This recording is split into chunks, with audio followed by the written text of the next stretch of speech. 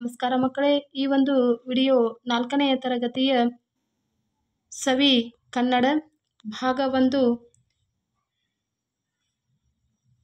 ಈ ಕನ್ನಡ ವಿಷಯಕ್ಕೆ ಸಂಬಂಧಪಟ್ಟಂತೆ ಪಾಠ 1 ಕನ್ನಡಮ್ಮನ ಹರಕೆ. ಇದು ಪದ್ಯವಾಗಿದ್ದು ಈ ಪದ್ಯವನ್ನು ಬರೆದಂತಹ ಕವಿ ಕುವೆಂಪು ಅವರು.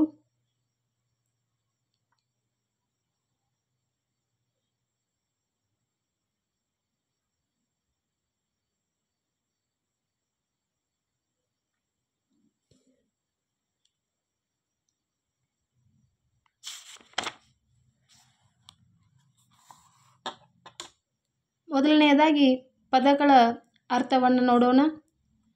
ಕಾಪಾಡು, ರಕ್ಷಿಸು, ಪೋಷಿಸು, ದುಡಿ, ಕೆಲಸ ಮಾಡು, ಶ್ರಮಪಡು, ಬೇಡು ಅಂದರೆ ಕೇಳು, ಯಾಚಿಸು, ಮಡಿ, ಸಾವು, ಮರಣ ಹೊಂದು, ಶ್ರೇಯಸ್ಸು, ಏಳಿಗೆ, ಅಭಿವೃದ್ಧಿ, ಹೋರಾಡು, ಸೆಣಸು, ಹೋರಾಟ ಮಾಡು, ಅಪ್ಪುಗೆ ಆಲಿಂಗನ, ಕಲಿ ಅಂದರೆ ವೀರ, ಶೂರ, ಸವಿ ಇದರ ಅರ್ಥ ರುಚಿ ಅಂತ ಕೊಡುತ್ತೆ. ಇನ್ನು ಅಭ್ಯಾಸಕ್ಕೆ ಸಂಬಂಧಪಟ್ಟಂಥ ಪ್ರಶ್ನೆಗಳನ್ನು ನೋಡೋಣ. ಮುಖ್ಯ ಪ್ರಶ್ನೆ ಒಂದೊಂದು ವಾಕ್ಯದಲ್ಲಿ ಉತ್ತರ ಬರೆಯಿರಿ.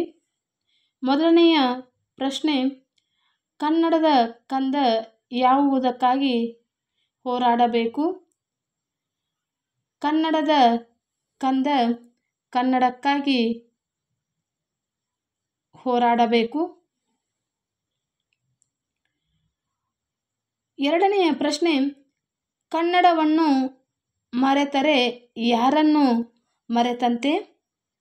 ಉತ್ತರ, ಕನ್ನಡವನ್ನು ಮರೆತರೆ ಹೆತ್ತ ತಾಯಿಯನ್ನು ಮರೆತಂತೆ.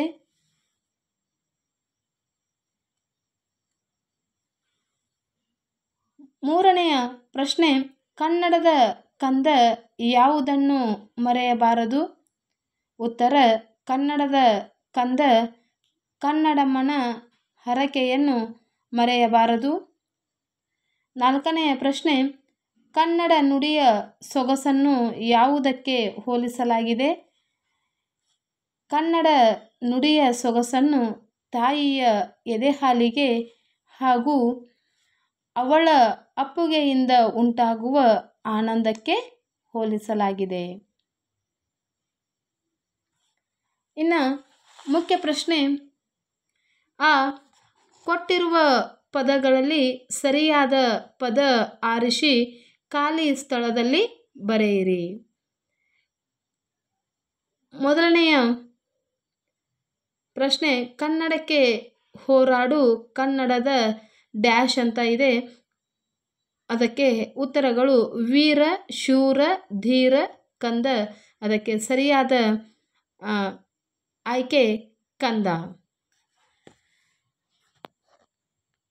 ಎರಡನೆಯ ಬಿಟ್ಟ ಸ್ಥಳ, ಮರೆತೆಯಾದರೆ ಡ್ಯಾಶ್ ಮರೆತಂತೆ ನನ್ನ. ಅದಕ್ಕೆ ದಮ್ಮಯ್ಯ, ಅಯ್ಯೋ, ಕಂದಯ್ಯ, ನನ್ನ. ಇದಕ್ಕೆ ಸರಿಯಾದ ಪದ ಅಯ್ಯೋ. ಮರೆತೆಯಾದರೆ ಅಯ್ಯೋ ಮರೆತಂತೆ ನನ್ನ.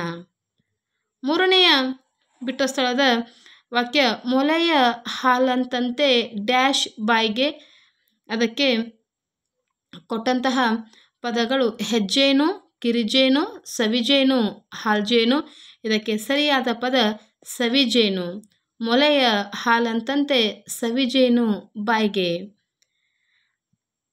ನಾಲ್ಕನೆಯ ಬಿಟ್ಟ ಸ್ಥಳದ ವಾಕ್ಯ, ಹೋರಾಡು ಕನ್ನಡಕ್ಕೆ ಡ್ಯಾಶ್ ರನ್ನ. ಅದಕ್ಕೆ ಕೊಟ್ಟಂಥ ಪದಗಳು ವೀರನಾಗಿ, ಶೂರನಾಗಿ, ಕಲಿಯಾಗಿ, ಧೀರನಾಗಿ. ಹೋರಾಡು ಕನ್ನಡಕ್ಕೆ ಕಲಿಯಾಗಿ ರನ್ನ. ಮುಖ್ಯ ಪ್ರಶ್ನೆ, ಈ ಪದ್ಯದಲ್ಲಿ ಬಿಟ್ಟಿರುವ ಮುಂದಿನ ಸಾಲುಗಳನ್ನು ಬರೆಯಿರಿ. ದಮ್ಮಯ್ಯ ಕಂದಯ್ಯ ಬೇಡುವೆನು ನಿನ್ನ, ಕನ್ನಡಮ್ಮನ ಹರಕೆ ಮರೆಯದಿರು ಚಿನ್ನ. ಎರಡನೆಯ ಪದ್ಯ ಪೂರ್ಣಗೊಳಿಸುವುದು. ಮರತೆಯಾದರೆ ಅಯ್ಯೋ ಮರೆತಂತೆ ನನ್ನ, ಹೋರಾಡು ಕನ್ನಡಕ್ಕೆ ಕಲಿಯಾಗಿ ರನ್ನ. ಇನ್ನು ಭಾಷಾ ಚಟುವಟಿಕೆಗೆ ಸಂಬಂಧಪಟ್ಟಂತೆ ಕೊಟ್ಟಿರುವಂತಹ ಪ್ರಶ್ನೆಗಳನ್ನು ನೋಡೋಣ. ಮಾದರಿಯಂತೆ ಕೊಟ್ಟಿರುವ ಪದಗಳಿಗೆ ಪ್ರಾಸ ಪದ ಬರೆಯಿರಿ. ಮಾದರಿ ದಮ್ಮಯ್ಯ ಕಂದಯ್ಯ. ಹೋರಾಡು ಇದಕ್ಕೆ ಸರಿಯಾದ ಪ್ರಾಸಪದ ಕಾಪಾಡು. ಬಾಯ್ಗೆ ಮೇಗೆ, ಬಾಳ್ಗೆ ಏಳ್ಗೆ, ಚಿನ್ನ ರನ್ನ. ಕೊಟ್ಟಿರುವ ಪದಗಳಲ್ಲಿ ಬರೆಹದ ಸರಿಯಾದ ರೂಪವನ್ನು ಆರಿಸಿ ಬರೆಯಿರಿ. ಇಲ್ಲಿ ಓರಾಡು ಹೋರಾಡು ಸರಿಯಾದ ರೂಪ ಹೋರಾಡು. ಹರಕೆ ಅರಕೆ ಸರಿಯಾದ ಪದ ಹರಕೆ. ಆನಂದ ಆನಂದ ಸರಿಯಾದ ಪದ ಆನಂದ. ಅಯ್ಯೋ ಅಯ್ಯೋ ಇದಕ್ಕೆ ಸರಿಯಾದ ಪದ ಅಯ್ಯೋ. ಹಾಲು ಹಾಲು ಇದಕ್ಕೆ ಸರಿಯಾದ ಪದ ಹಾಲು. ಅಪ್ಪುಗೆ ಹಪ್ಪುಗೆ ಇದಕ್ಕೆ ಸರಿಯಾದ ಪದ ಅಪ್ಪುಗೆ. ಕೊಟ್ಟಿರುವ ಒತ್ತಕ್ಷರಗಳನ್ನು ಗಮನಿಸಿ ವೃತ್ತದೊಳಗೆ ಸಜಾತಿ ಒತ್ತಕ್ಷರ ಹಾಗೂ ಚೌಕದಲ್ಲಿ ವಿಜಾತಿ ಒತ್ತಕ್ಷರಗಳನ್ನು ಬರೆಯಿರಿ. ಅಂದರೆ ಇಲ್ಲಿ ವೃತ್ತದೊಳಗೆ ಏನಂತ ಹೇಳಿದಾನೆ, ಸಜಾತಿ ಒತ್ತಕ್ಷರ ಮತ್ತು ಚೌಕದಲ್ಲಿ ವಿಜಾತಿ ಒತ್ತಕ್ಷರಗಳು. ಇಲ್ಲಿ ಕೊಟ್ಟಂಥ ಪದದೊಳಗೆ ಸ್ನೋ ಇದೊಂದು ವಿಜಾತಿ ಪದ. ನ ಸಜಾತಿ ಪದ. ಷ್ಟ ವಿಜಾತಿ ಪದ. ರ ವಿಜಾತಿ ಪದ. ಭ ಸಜಾತಿ. ಸ್ಥ ವಿಜಾತಿ. ಯ ಸಜಾತಿ. ಸ್ರೇ ವಿಜಾತಿ. ಟ ಸಜಾತಿ. ಕ್ಷ ವಿಜಾತಿ. ತ ಸಜಾತಿ. ಮ ಸಜಾತಿ. ಪ ಸಜಾತಿ. ಷ್ಣೆ ಇದೊಂದು ವಿಜಾತಿ ಶಬ್ದವಾಗಿದೆ. ಇನ್ನು ಬಳಕೆ ಚಟುವಟಿಕೆ. ಹಿರಿಯರ ಜೋಗುಳದ ಪದಗಳನ್ನು ಸಂಗ್ರಹಿಸಿ ಅಭ್ಯಾಸ ಮಾಡಿ ಅಂತ ಇದೆ. ಇನ್ನು ಈ ಕೊಟ್ಟಿರುವ ಸಾಲುಗಳನ್ನು ವೇಗವಾಗಿ ಉಚ್ಚರಿಸಿ ಅಂತ ಇದೆ. ಟಗರಿಗೆ ತರಗು ತಂದು ಹಾಕು. ಎರಡನೇದು ತರೀಕೆರೆ ಏರಿ ಮೇಲೆ 3 ಕರಿ ಕುರಿಮರಿ. ಮೂರನೆಯದು ಕಪ್ಪು ಕುಂಕುಮ ಕೆಂಪು ಕುಂಕುಮ. ನಾಲ್ಕನೆಯದು ಕಾಗೆ ಪುಕ್ಕ ಗೂಬೆ ಪುಕ್ಕ. ಇನ್ನು ಈ ಪದ್ಯದಲ್ಲಿ ನೀವು ಇಷ್ಟಪಡುವ 4 ಸಾಲುಗಳನ್ನು ಬರೆಯಿರಿ ಅಂತ ಇದೆ. ನನಗೆ ಇಷ್ಟವಾದಂತಹ ಈ ಪದ್ಯದ 4 ಸಾಲುಗಳು: ಮೊಲೆಯ ಹಾಲಂತಂತೆ ಸವಿಜೇನು ಬಾಯಿಗೆ, ತಾಯಿ ಅಪ್ಪುಗೆಯಂತೆ ಬಲು ಸೊಗಸು ಮೇಗೆ. ಇನ್ನು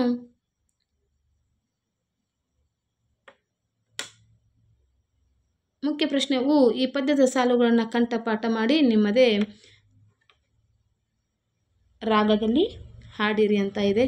ಇದಾಗಿತ್ತು ಈ ಒಂದು ಕನ್ನಡಮ್ಮನ ಹರಕೆ ಪಾಠಕ್ಕೆ ಪದ್ಯಕ್ಕೆ ಸಂಬಂಧಪಟ್ಟಂತಹ ಪ್ರಶ್ನೋತ್ತರಗಳು ಹಾಗೂ ಭಾಷಾ ಚಟುವಟಿಕೆ ಮತ್ತು ಬಳಕೆ ಚಟುವಟಿಕೆಗಳು. ಈ ಒಂದು ವಿಡಿಯೋ ನಿಮಗೆ ಇಷ್ಟವಾದಲ್ಲಿ ಸಬ್ಸ್ಕ್ರೈಬ್ ಮಾಡಿ, ಶೇರ್ ಮಾಡಿ ಹಾಗೂ ಲೈಕ್ ಮಾಡಿ. ಪ್ಲೀಸ್ ನಮ್ಮ ಚಾನಲನ್ನು ಸಬ್ಸ್ಕ್ರೈಬ್ ಮಾಡಿ. Thank you for watching my channel. Bye bye.